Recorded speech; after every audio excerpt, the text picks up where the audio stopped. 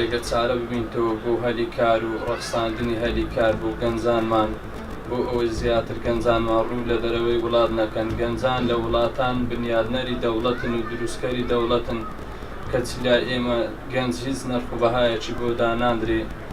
هیوادارم گەنجان زیاتر سوودیان لێ ببیندرێ لە وەزارەتەکان و لە دائیرە حکومیەکان.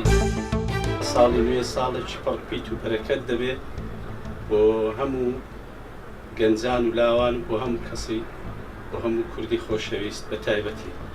ئینشەڵڵا تەعالا هیچ کەس ناخۆشی نابینێ، دوور دەبین لە شەڕ و کێشە و ئاژاوە.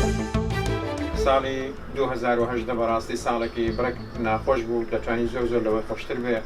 ئێمە بە ئاواتینەوەی کە ساڵی 2019 ساڵێکی زۆر پڕخێر و بەرەکەت بۆ کوردان بۆ هەر چوار پارچەی کوردستان بێ ئینشەڵڵا تەعالا بۆ هەر هەموو قەومێکی خۆش بێ، بە تایبەتی بۆ باشووری براکانی خۆمان کەمە بەڕاستی زۆر شانازی پێوە دەکەین و بۆ مەزەی افتخارە و لەوێڕە هەروەها بۆ دیدنی ئێوە هاتوینە بەڕاستی چاو ماز دەکەین، ئاواتی موفقیەت و بۆ دەکەین.